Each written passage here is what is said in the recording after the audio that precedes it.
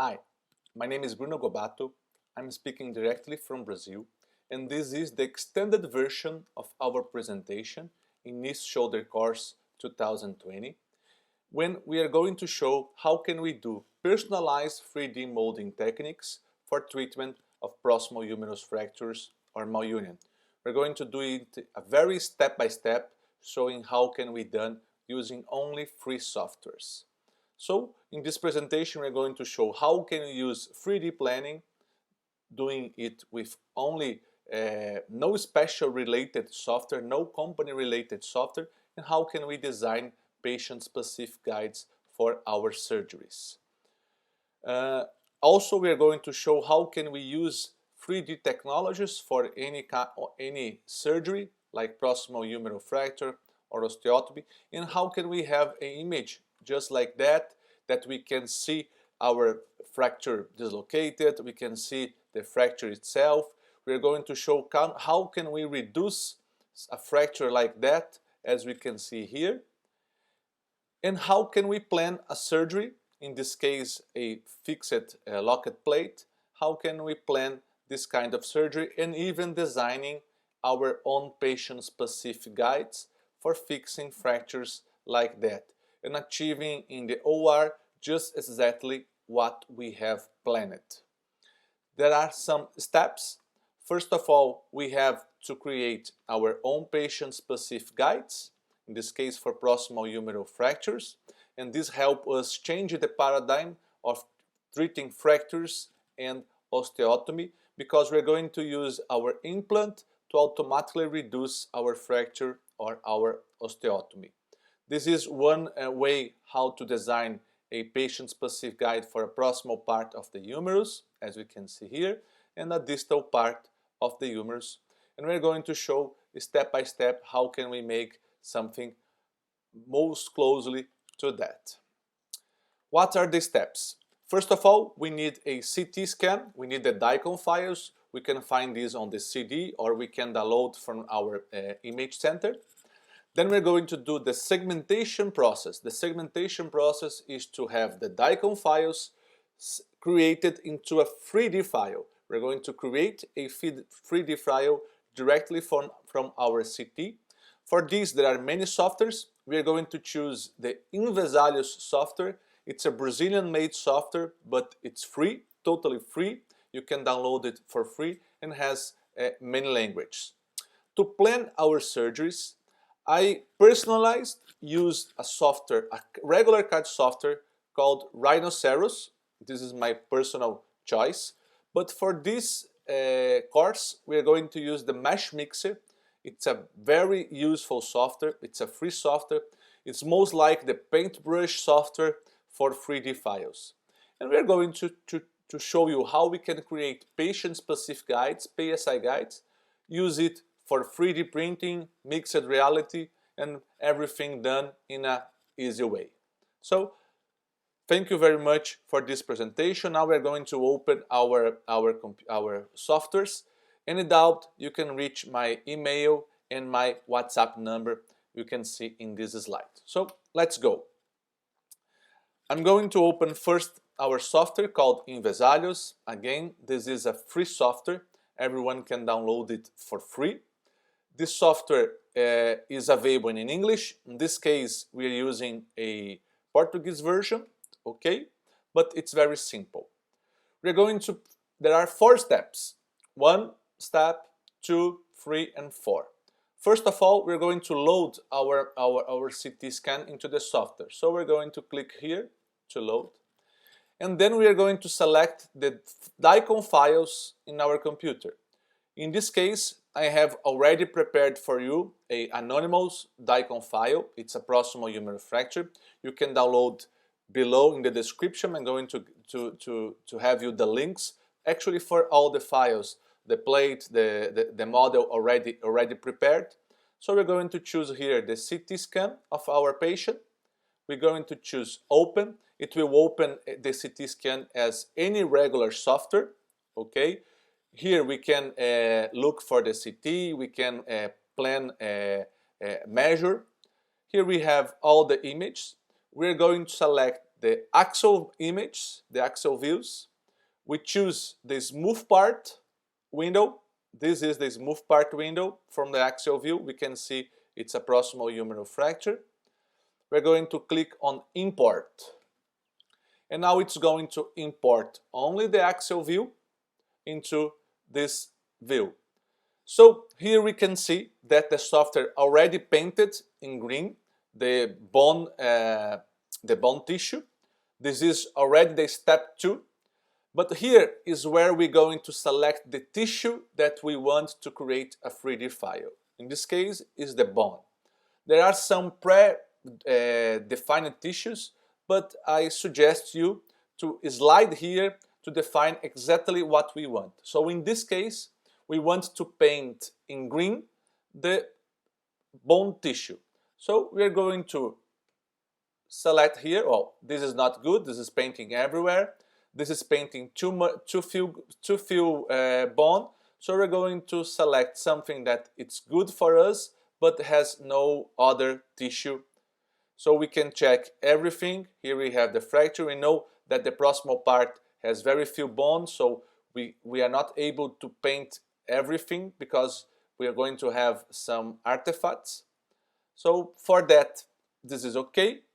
I'm going to click in this button right here. It's called Create Surface. And now the computer will compute all the image, the software will compute all the image, and we're going to create a 3D file using all these images, and we are going to have a 3D file from this fracture. We need to wait a little, some minutes. And now we have here on the inferior part our fracture in 3D. We can see that we can move, we can do everything. And this part is done. Now we just need to export. It's step number 4. We're going to export the data, export the 3D surface image right here. We're going to export in our course folder.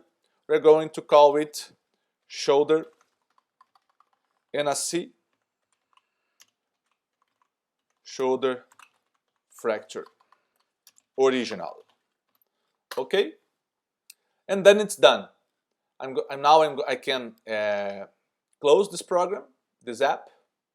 No? Okay, and I already have the file done to be looked. Let's find here our model, and this is the model we have just created. We can look it, rotate. If you have a Mac computer, this is done native. If you have a Windows computer, there are Windows softwares that can be done also native. If you want to 3D print, we could just hit print, but in this case it would print everything. It would print the clavicle, the ribs. So we are going to open in another software to edit what we need. This second software, it's also free, it's called Mesh Mixer. It's a very handful and useful tool for 3D printing and for 3D modeling. It's very simple to use. There are very few steps. The first step is to import our model. We're going to click on import. Let's select our course folder and just select the file that we have just created and click open. It will open the file, and here we can do everything. We can clean, delete parts that we don't want, and that's exactly what we are going to do. It's creating the file. Sometimes it takes some time. Now we have here our file. I'm going to just hit the option select to select everything that it's not important for me. So double click on the part that I don't want. For example, the scapula and the clavicle, sorry. I'm going to hit delete.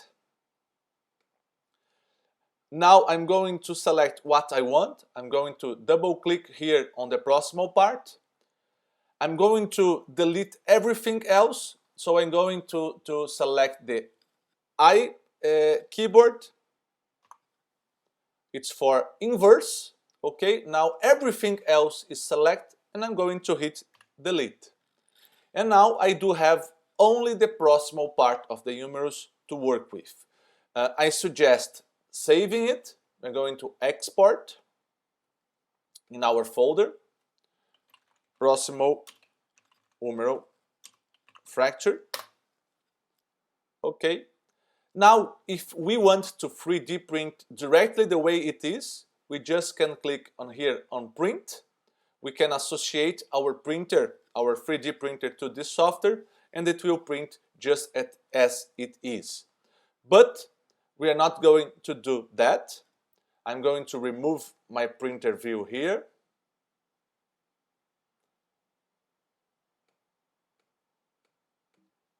Okay. I'm going to open again. Here we have the printer. We should position this file if we want to print, but now we're going to plan the surgery. I'm going to open again this software called Mesh Mixer. I'm going to import the file that we have just saved. Is the Proximal Humeral fracture. Let's hit open, and it's here. It will generate the file. So for us, I'm going to remove the print bed. So for us to reduce this fracture, the computer does not know that this is two different parts. So we have to separate this part by ourselves. And this is the most difficult part of planning a surgery, is to separate the parts. So we are going to move around, okay? And we can select all the part in one time, just clicking on select, hitting something like that. We can select everything that we want. It will select, and then we can hit the Y key, or here in edit, separate. It will separate in two different parts. For some kind of fractures, it's needed to have a separation in more than one view. We have to do it in more than one view. But for this exercise, I'm going to accept just like that. And now we have two parts. We have the distal part, I'm going to call here distal, and we have the proximal part. I'm going to rename it to proximal. Good. Now we can reduce this fracture. Let's choose to reduce the distal part. I'm going to hit on edit and transform. And this will open. In here we can change the location and we can rotate. Okay? If there are this millimetric rule, if we set to the arrow key, we can have more precise location. And now we must unfortunately change the view to finally match the location for the reduction. In this case, we are going to do something like that. We think it should be a little bit more like that, a valgus, and probably we could do some rotation in order to reduce correctly the fracture. This is not a very easy step sometimes, because the X of the model is not exactly the X that we are used to work it. Okay, I think we could have a better reduction, helping reducing the proximal part as well. So hit transform. Let's change a little bit like that. Let's move a little bit superiorly. Let's move this way. Okay, we are not okay yet with the reduction. We could do that and do a little bit of valgus in order to achieve a good reduction. I'm not okay with the rotational yet. We could do a better rotational fitting.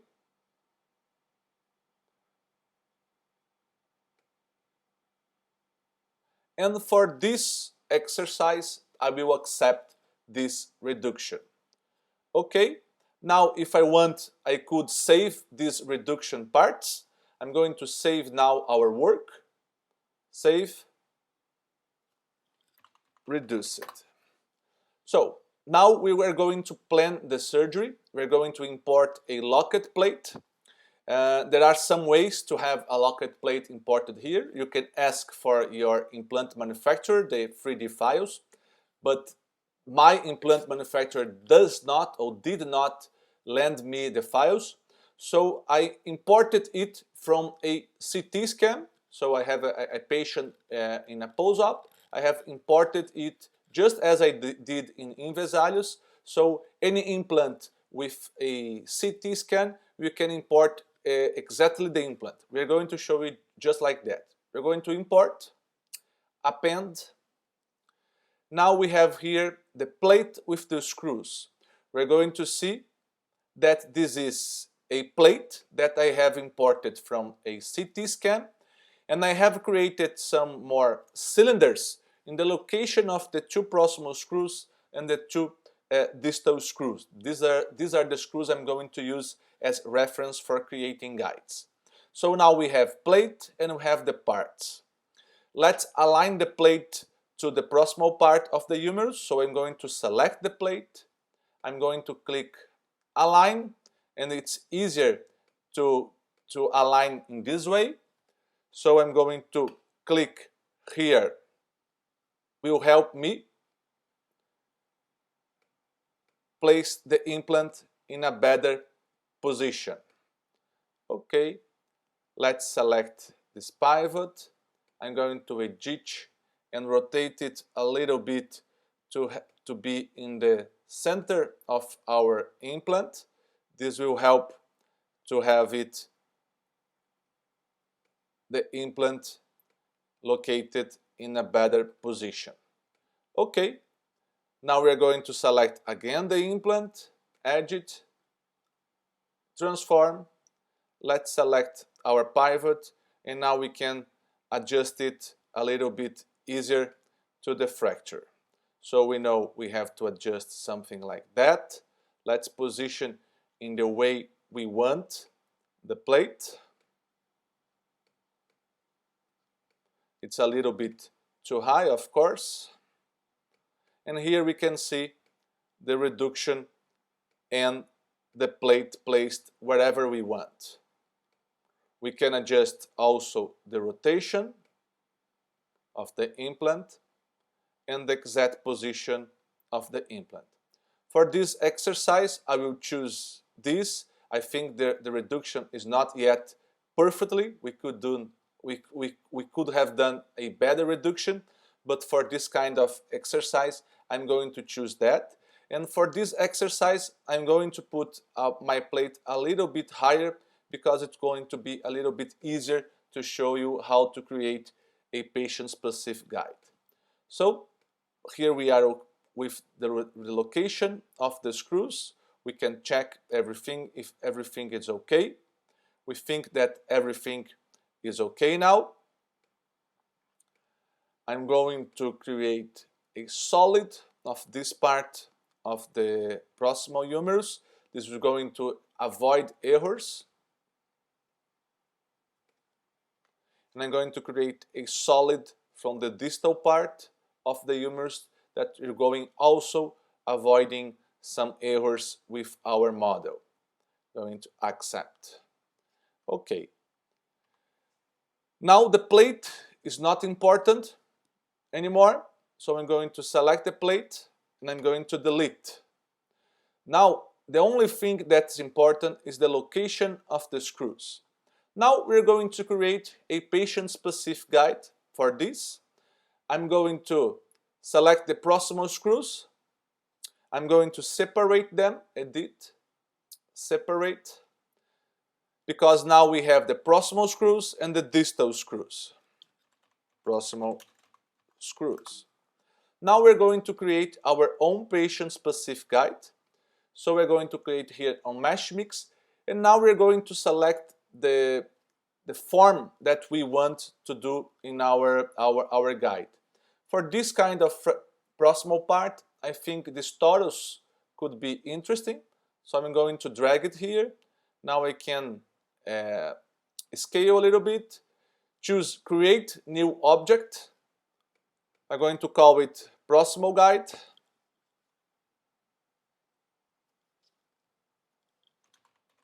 Proximal guide. Now we are going to align it in the position that we want. So in this case, I'm going to rotate something like that, and I'm going to position this guide wherever I want. So I need to choose the best fitting position. I can rotate a little bit. Okay, I'm okay with that. Of course, this guide is too big, so I can now I can delete part of the guide, or I can cut little part of it. Let's choose something like that. Now I have a guide that is cut. Now we're going to use something called Boolean Operations to create our guide. So I'm going to first select the guide, as you can see here, click on Shift or Ctrl, and then I'm going to select the screws. And now I'm going to select Boolean difference. Okay. And here we have our guide. But as you can see here, this is the guide for the proximal part. It has only also the interior part of the bone, so we don't need this. We're going to select the exterior part. I'm going to select on inverse and delete everything. And now we have the guide that will fit exactly to the proximal part of the humerus, and it will show us exactly where we can drill the two proximal screws. For that, now we could export this guide, proximal guide, and we could just send to our 3D printing. Now we're going to create the guide for the distal part. So let's choose here. In this case, I will suggest to using a fracture pattern that is easy to identify during the surgery. Again, we're going to select a solid that seems to be okay for us. In this case, I think a box would be better for this kind of surgery. I'm going to accept, and then I'm going to create actually this box. This is the box, sorry. Edit, transform, and I'm going to adjust the size just as the size that we need. Let's put here, let's choose a fracture pattern location and do a Boolean operation with the screws, and then a Boolean operation with the distal part of the humerus. So let's do it. Now we have our guide. We can see that it has matched the part of the distal humerus. It has some inside problems. It's easy to correct. We just click on select our guide. Again, the I key from inverse, and delete everything that we need. And now we have our distal guide that will fit exactly to the fracture pattern. We are going to save this guide, and now we can 3D print this guide, send to a printing service, and use in surgery. Well, I'm going to show you again another possibility. I'm going to import our proximal humerus fracture original, and I'm going to show how we could plan a osteotomy. In this case, we are not going to use the proximal part of the humerus. We're going to use the scapula as reference and show how it's very easy to perform and plan a osteotomy. Here we have again the same model we have just created. I'm going to select to delete the proximal part of the humerus that I don't want. I'm going to select only the scapula in this case. I'm going to hit I from inverse and delete everything else. Now we have only the scapula. Let's assume that we want to do a scapula osteotomy for any reason. So a very simple way to create a scapular osteotomy is using the plane cut tool. But first, I'm going to use some references. I'm going to draw some K-wires that we can use for reference after we're going to use to create, for example, guides. So let's draw here a cylinder. I'm going to put here on the part of the scapula. I can even select the dimension for this K-wire. I'm going to put a K-wire 2.8. I think it's okay. I'm going to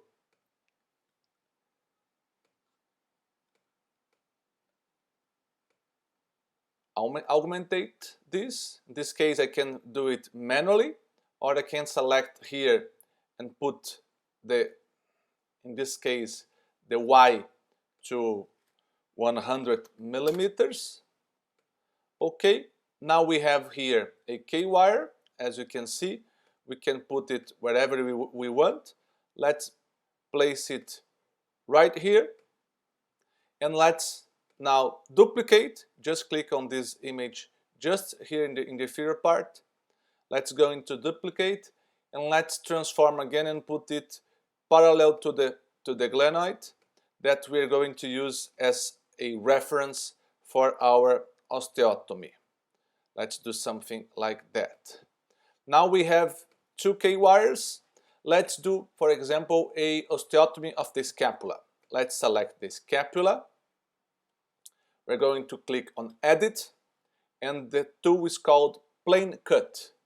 It will cut in a plane. We just need to select the plane we want.